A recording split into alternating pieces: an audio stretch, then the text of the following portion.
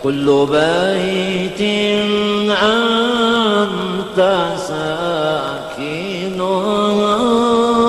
Assalamualaikum warahmatullahi wabarakatuh. Bismillahirrahmanirrahim. Alhamdulillahirabbil alamin. Wassalatu wassalam ala sayyidina wa nabiyina Muhammad wa ala alihi washabbihi ajmain. Iya, ada pertanyaan Anda tadi tentang bagaimana aplikasi pemahaman tentang alam ya, 7 alam yang ada pada kehidupan ya. Ya betul ya, sebenarnya alam itu banyak ya, cuma di dalam ilmu ketuhanan diajarkan ada 7 alam. Dalam Sirah Asrar memang ada diajarkan tentang 7 alam ya, tentang 7 alam. Bagaimana aplikasi dalam kehidupan sehari-hari ya. Saya akan menjelaskan mungkin bagian-bagian yang pertama, 2, dan 3 ya, sampai dalam konteks itu mudah-mudahan kita bisa memahami konteks. Pertama, memang ini juga dibahas dalam kitab Ibnu Arabi ya, yang kontroversial itu ya. Jadi pemahaman tentang alam ini sudah ada pada tahun abad-abad sejak zaman Imam Al-Ghazali, kemudian zaman Syekh Abdul Qadir Jalani, kepada pemuka-pemuka sampai kepada konteks pada zaman itu juga ada Ibnu Arabi, tokoh-tokoh sentral. Sufi sudah mengenal, orang-orang bertasawuf ya, sudah mengenal 7 alam ini. Mungkin hanya dalam pembahasan tasawuf modern ya, mungkin tidak teraplikasi pemahaman ini. Tasawuf modern banyak mengarah kepada konteks bukan di sana, tapi pada konteks realita. Dia lebih banyak dimanfaatkan untuk pemampatan ketenangan hidup, falsafah hidup, supaya tenang hidup ya. Tapi tasawuf klasik atau tasawuf klasik, pengajaran tentang ilmu ma'rifatullah klasik, membahas tentang problematika tentang asal kejadian manusia. Ketika asal kejadian bukan hanya alam manusia sebenarnya, tapi kejadian tentang semesta raya, bukan hanya manusia. Jadi sebelum manusia ada, bagaimana alam semesta, bagaimana bahkan sebelum ada alam semesta, bagaimana. Ini asiknya ilmu ma'rifatullah. Kita memahami sesuatu yang sifatnya sejarah sebelum sejarah ya. Tarikun qoblal tarik ya, sejarah sebelum sejarah, sampai pada masa sejarah. Dari kalau prasejarah, ada istilah prasejarah masih mending ya. Kalau ini sebelum prasejarah ya. Sampai sejarah, sampai kehidupan modern seperti sekarang. Dan ternyata 7 alam itu bisa dibuktikan tetap sampai sekarang. Kita mengenal istilah alam dunia atau alam yang disebut di dalam ilmu ma'rifatullah atau ilmu tasawuf disebut dengan alam atsam, alam jasad manusia, alamul kainat, alam yang sifatnya kainat ini sesuatu yang dapat kita lihat apa saja di kehidupan ini, makhluk alam semesta yang bersifat fisik oleh mata maupun yang kita tidak ketahui tapi masih bersifat fisik. Alam jasad namanya, atau alam atsad, lebih sering disebut dengan alam atsad atau disebut juga dengan alam kainat. Nah, kenyataan inilah alam kainat. Namun menurut ahli ma'rifatullah, alam kainat, alam atsad ini sudah ada di alam misal. Sudah ada di alam misal. Sudah ada di alam ruh. Sudah ada di alam malak atau alam mulki. Sudah ada di alam sultani. Sudah ada di alam jabarut. Sudah ada ditetapkan Allah di alam lahut. Alam lahut itu alam ketuhanan ya, yang hanya Allah saja ada di sana. Nah, makanya nanti kita akan bertemu dengan orang-orang sufi yang mungkin berkata tentang tidak ada sesuatu alam semesta ini kecuali dirinya. Dia itu berbicara di alam lahut ya. Dia membicarakan alam lahut. Cuma kita tidak paham, kita memahaminya di alam atsad, lalu konflik kita. Nah, jadi itu kesalahan kita cara memahami dalam masalah alam ini, memahami tentang 7 alam ini. Nah, sama ketika orang berada di alam arwah, dia bicara tentang alam arwah, kehidupan arwah yang dirasakan alam arwah. Anda meniliknya dari alam atsad, ya tidak ketemu.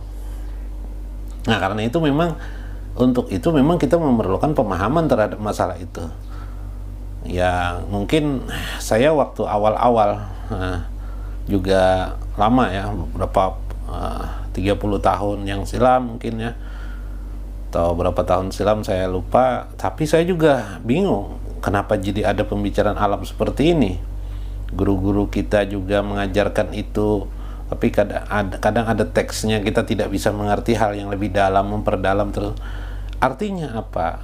Kita terjadi sebuah proses pemahaman juga, meskipun itu ilmu ma'rifatullah, tapi kita memahami sedikit demi sedikit untuk menjangkau kapasitas bahwa kita memahami sesuatu yang terbit dari basirah orang ya, para aulia dulu dalam hadis, memahami hadis, al-munamih Al-Quran, kemudian mereka mengisahkan sesuatu yang gaibah, sehingga kita berada di alam jasadiah ini menjadi bingung, di alam kainat ini jadi bingung keadaan itu. Nah, sebenarnya di dalam agama kita diajarkan tentang pengetahuan alam ini. Ada misalnya kita diberi keyakinan ada malaikat, ada para malaikat. Realitanya adakah kita melihat malaikat? Tidak ada. Tapi kita yakin karena memang di dalam Al-Quran banyak sekali tentang para malaikat. Bahkan bagian daripada keimanan kita, rukun iman kita, kita harus percaya, mengimani tentang adanya malaikat. Artinya ketika kita tidak bisa melihat malaikat, berarti ada persoalan, kita berbeda alam dengan mereka.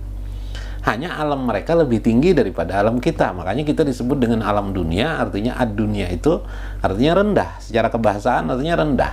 Alam yang direndah, alam yang sangat rendah. Rendah di sini maksudnya alam di mana tingkatan alam malaikat itu dapat melihat kita tidak bisa melihat malaikat. Itu problematikanya. Andaikan kita bisa melihat, keimanan kita luar biasa bertambah. Nah, inilah mengapa tujuh alam itu diajarkan, agar kita melihat alam itu sehingga makin terkesimalah kita dengan keagungan dan kebesaran Allah Subhanahu wa Ta'ala. Ini pemahaman terhadap alam. Saya berikan contoh alam yang saya katakan tadi, yang pertama. Yang kedua dulu, alam setan. Alam setan ini di mana berada? Alam setan ini dia berada di alam ruh. Sehingga kita memang tidak bisa melihatnya, mereka melihat kita, karena alam roh lebih tinggi dari alam kita. Sebagaimana nanti kematian kepada kita masuk kepada alam disebut dengan alam barzah. Barzah itu berada di alam ruh. Jadi barzah itu berada di alam ruh, karena itu dia dalam skop khusus, barzagun ila yaumi yub'atsun, yang disebut di dalam Al-Quran barzagun ila yaumi yub'atsun. Nah, kenapa kita tidak bisa melihat jin, setan? Karena berbeda alam. Mereka bisa melihat kita tidak bisa melihat mereka. Sekalipun cara penglihatan mereka tidak sebagaimana penglihatan kita. Artinya tidak sama. Kita berdiri, duduk, sama persis tidak juga seperti itu. Tapi orientasi nanti memahami itu, saya harus mencarikan logika lagi untuk menjelaskan tentang keadaan-keadaan itu. Kita dulu alam jasad. Kemudian ada di atas alam jasad ada namanya alam misal. Alam misalnya di mana? Ada sebuah alam yang diciptakan Allah yang kita tidak tahu. Tapi ada di dalam Al-Quran, ada di dalam Al-Quran, ada dalam hadis, ada alam misal itu. Alam apa? Alam yang disebut misalnya di dalam Al-Quran, inna fi khalqis samawati wal ardh waqtilafil laili wan nahar la ayatin li ulil albab. Yang kita kenal la ayatin li ulil albab. Kata Allah begini, sesungguhnya dalam kejadian peristiwa langit dan bumi, pergantian siang dan malam itu ada tanda-tanda kebesaran Allah. Kita di alam jasad ini bisa nggak melihat tanda-tanda kebesaran Allah? Tidak bisa kita. Kenapa? Karena kita berada di alam lain, di alam jasad. Kecuali Anda sudah mengerti, berarti Anda masuk ke alam itu. Alam apa ini? Alam misal. Itu ada di alam misal. Alam misal maksudnya adalah alam kita, ya bisa kita masuki. Jadi dia alam, tapi dapat kita masuki ke dalamnya berupa apa? Berupa berpikir. Jadi ketika manusia menghayal sesuatu, membuat ide, mendapatkan ide, berpikir, memahami sesuatu, maka saat itu dia berada di alam misal namanya. Itu yang dimaksud para ahli sufi, para ahli ma'rifatullah tentang pemahaman itu. Jadi kita ini sebenarnya sudah berada pada alam-alam misal juga, tapi hanya sebatas konteks pemikiran kita, pemahaman kita. Orang mendapatkan ilham, orang mendapatkan ide, di situ Allah tuangkan kehidupan ini. Jagat raya kainat ini ada di alam misal sebenarnya. Nah, tangganya untuk memahami alam misal, untuk berada di situ, untuk mengetahui lebih jauh tentang alam misal, tangganya disebut dengan ilmu, dengan pengetahuan ilmu. Karena itu para ahli Ma'rifatullah membagi 3 keilmuan itu. Nah, kalau Syekh Abdul Qadir Jailani 2 ya, dalam konteks yang lain dari sisi jahirnya ilmu, yaitu jahirnya ilmu dan irfan ya. Tapi kalau kebanyakan para seperti Syekh Qusairi dalam Risalatul Qusairi, dalam kitab tasawuf beliau menjelaskan ada 3 ilmu itu. Pertama, pembagian tahapan manusia, maksud saya pembagian tahapan manusia. Pertama adalah ilmu yakin, yang kedua adalah hakul yakin, yang ketiga ainul yakin. Ada berbeda pendapat ulama sufi di sini, ada hanya istilah aja berbeda. Ada yang mengatakan yang kedua itu adalah ilmu yakin, yang ketiga adalah hakul yakin. Nah, ilmu yakin itu mengetahui sesuatu berdasarkan alamat, berdasarkan tanda-tanda. Jadi orang mengetahui sesuatu itu ilmu itu mengajarkan batas akhirnya hanyalah memberikan alamat, tanda. Kalau irfan itu melihat sudah. Jadi itu bedanya antara ilmu dan irfan. Jadi berbeda. Nah, ilmu ini, ilmu yang tadi itu memberikan alamat, memberikan cara kita memahami kita berada disebut dengan alam misal. Sehingga ada orang mengarang kitab, mengarang buku, berpikir sesuatu idealisme, dia itu saat itu berada di alam misal tanpa disadarinya, berada di alam misal. Nah, kalau dia sudah berada di sana alam misal, maka itu sebuah pengertian dia berada di alam lain. Makanya jangan heran ketika Anda sedang berpikir, sedang merenung, mungkin istri Anda ngasih air di sebelah Anda, menyediakan kopi di samping Anda tidak melihatnya, Anda tidak merasakannya lagi, Anda tidak melihat. Kenapa konsentrasi Anda ke sana? Ada anak kecil main game, ditegur oleh orang tua, ayo kita jalan, anak asik aja main game. Dia berada di alam misal gitu. Nah, maksudnya ilmu Ma'rifatullah mengajarkan bagaimana kita mengendalikan alam misal itu, supaya alam misal itu memiliki manfaat bagi kita, karena itu termasuk bagian dari anugerah Allah pada diri kita. Yang itu ada 2 keadaan, anak tangganya adalah ilmu untuk memahami itu, yang kedua adalah adanya anugerah akal kepada diri kita, aklun. Nah, akal ini dan ilmu ini sudah ada ajali sebenarnya. Ini nanti hubungannya dengan itu, pembahasannya. Nah, inilah pembahasan tentang akal, tentang alam. Nah, kenyataan akal kita tidak sanggup masuk ke alam ruh. Kenapa? Karena akal itu diadakan Allah pada alam misal. Lalu harus menggunakan alat apa lagi kita alam ruh? Menggunakan basiroh. Masuklah kita ke alam ruh. Nah, karena itu banyak orang termasuk sesekali ya terjadi masuk dia ke alam ruh. Pada saat apa? Pada saat tidur dia bermimpi sesuatu, mungkin dari setan, mungkin ilham langsung dari Allah. Berarti dia masuk ke alam ruh. Ke alam ruh, bertemu dengan setan. Dia masuk ke alam ruh. Nah, ini. Nah, termasuk juga orang mimpi dengan Nabi. Sebagian ulama sufi mengatakan, para alim Ma'rifatullah, dengan Nabi itu berada di alam, sudah di alam Jabarut sebenarnya. Ada begitu mengatakan, ada mengatakan di alam arwah. Terserah, itu tuh urusan lain dulu ya. Kita bahas ini nanti tentang bagaimana terjadi alam arwah. Jadi ketika ada orang melihat jin, melihat setan, atau melihat hantu ya dalam masyarakat kita, entah bahasa Jawa apa melihat hantu atau dedemit atau apa, orang itu tanpa sadar masuk ke alam ruh. Makanya terjadi pada masyarakat tertentu ada orang diculik oleh setan, diculik oleh jin ya, kemudian ditemukan orangnya sudah tubuhnya berselimpuh dengan liur-liur ya, berselimpuh dengan air-air tertentu ya, atau bau yang menjijikkan. Dia masuk ke alam ruh itu. Percaya atau tidak Anda? Nah, karena itu orang yang mampu masuk ke alam ruh, dia bisa berkomunikasi dengan jin, dengan setan, dengan malaikat. Nah, belum. Kalau malaikat alam malak ya, alam di atasnya lagi. Jin, setan. Kenapa jadi malaikat itu di atasnya lagi? Karena malaikat melihat dengan jin, jin tidak bisa melihat dengan malaikat, begitu kan? Nah, sebagian pendapat juga sama, mereka 1 derajat.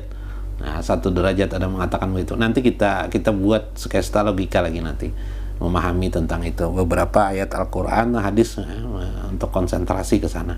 Sekarang tadi pada alam ruh, dia bisa berkomunikasi sampai orang yang meninggal dunia pun dapat dirasakannya. Karena itu dalam Risalah Qusairi dijelaskan oleh beliau juga, Syekh Asyibli berkata, ketika ada orang meninggal dunia, orang ini sering mencela beliau, karena sering mencela beliau lewat di kuburan beliau terkejut melihat kuburan itu, terkejut karena beliau melihat keadaan orang yang mencela beliau waktu di dunia. Beliau sambil mengucap istighfar, astagfirullah, sampai ditanya oleh muridnya, kenapa wahai imam engkau beristighfar? Tidak apa-apa, ada yang saya lihat. Lalu si murid mengerti itu kuburan si Anu yang suka mencela beliau. Berarti beliau melihat, apa yang beliau melihat? Dia merasakan apa yang dikatakan, apa yang dilakukannya ketika di dunia. Sekarang dia merasakan, kata beliau. Berarti beliau melihat kejadian peristiwa itu. Beliau masuk ke alam ruh namanya. Inilah 3 alam yang bisa dipahami dulu untuk sementara. Mudah-mudahan bermanfaat. Tapi ada lagi sebuah ayat Al-Quran, misalnya dalam Al-Quran ini alam yang lebih tinggi lagi, alam malak ya.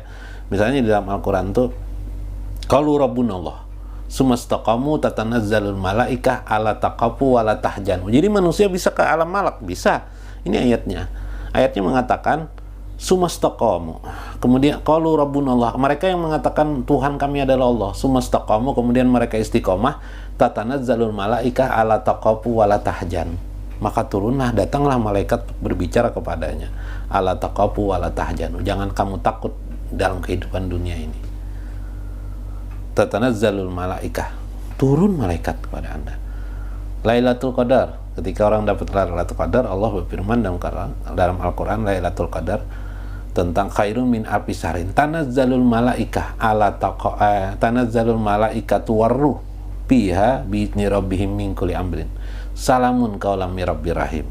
Salamun qaulam mir rabbir rahim, atau salamun, ucapan selamat malaikat kepada orang yang mendapatkan Lailatul Qadar. Malaikat membawa ruh, malaikat dan ruh-ruh datang.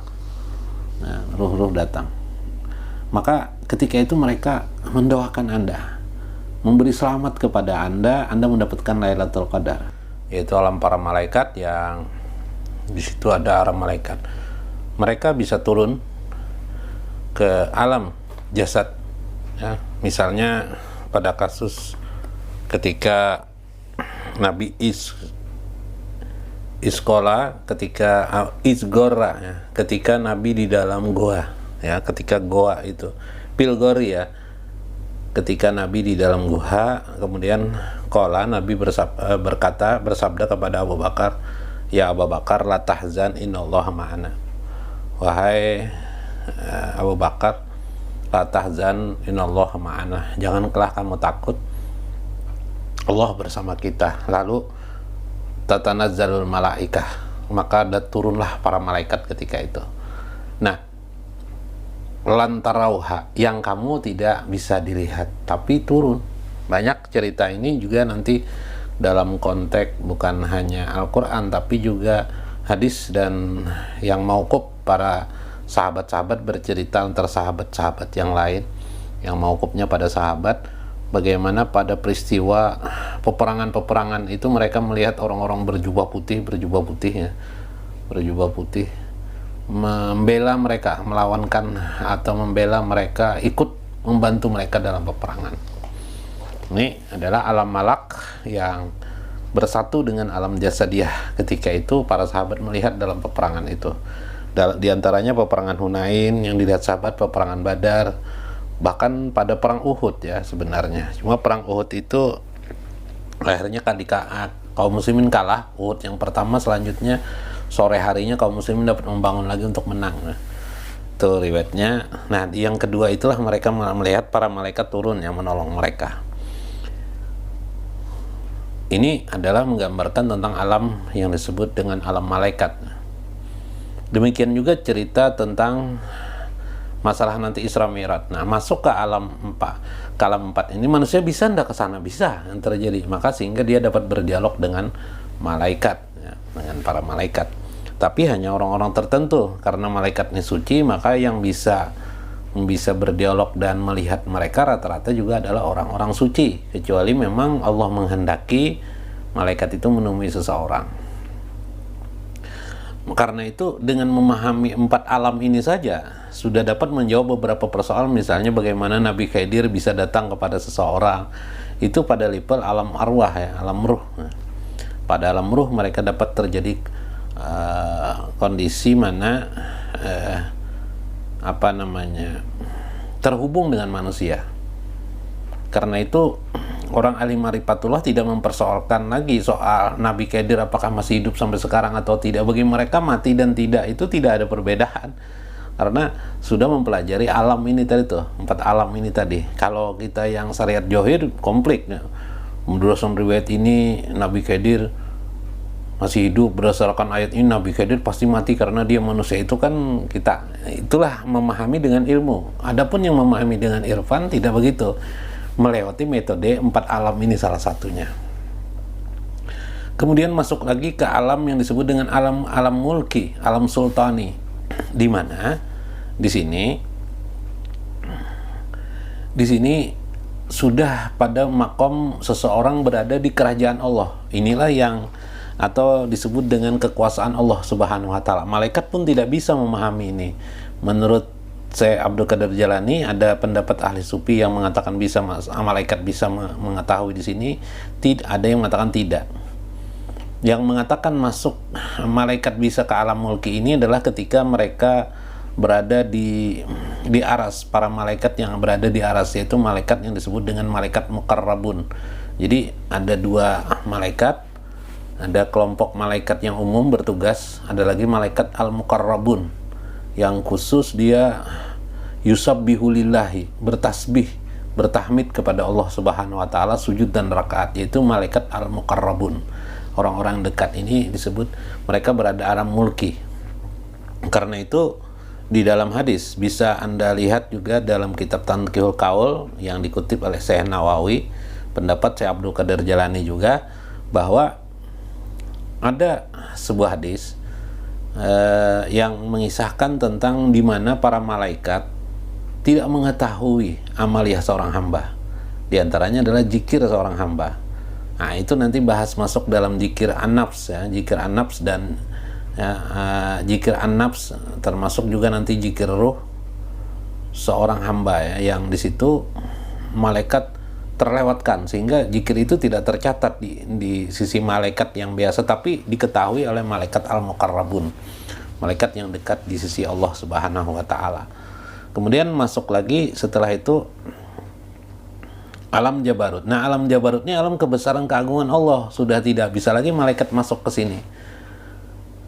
Nah, ada 2 pendapat. Pertama, ketika itulah yang terjadi kisah Isra dan Mi'raj. Isra dan Mi'raj ini di sana ada para nabi-nabi yang disebut berada di alam Jabarut, yaitu langit pertama, langit kedua, langit ketiga, langit keempat, dan langit ketujuh. Ini disebut dengan alam Jabarut. Nah, alam Jabarut ini malaikat tidak ada di sini. Peristiwa Isra dan Mi'raj itu terjadi. Isra dan Mi'raj itu Nabi dari langit 1, 2, 3 sampai 7 bertemu dengan para nabi-nabi yang lain. Itu berada di alam Jabarut namanya. Jadi bukan di alam arwah, tapi di alam Jabarut. Karena itu hanya malaikat tertentu saja, muqarrabun saja yang bisa berada di sana, yang mengetahui. Itu pun khusus ya, malaikat muqarrabun berada di sana. Nah, alam Jabarut seperti itu ada, itulah sehingga timbul istilah alam Jabarut. Kemudian tentang alam lahut ya, itulah yang ada di dalam Al-Quran surah An-Najm, maka zabapu ada mataro. Itulah alam yang sesungguhnya, alam ketuhanan, alam hanya Allah saja yang ada, bukan Allah berada di alam itu, bukan. Seolah terikat Allah. Maksudnya bagaimana ya? Supaya jangan mengatakan Allah berada di suatu alam. Maksudnya di situ khusus dikosongkan makhluk, bahkan Jibril pun masuk ke dalam itu terbakar dia. Jadi terbakar. Jadi karena itu bagian-bagian itulah yang mungkin yang sulit dipahami, yang disebut oleh ulama ahli ma'rifatullah disebut dengan alamul ahadiyah, alam yang hanya Allah,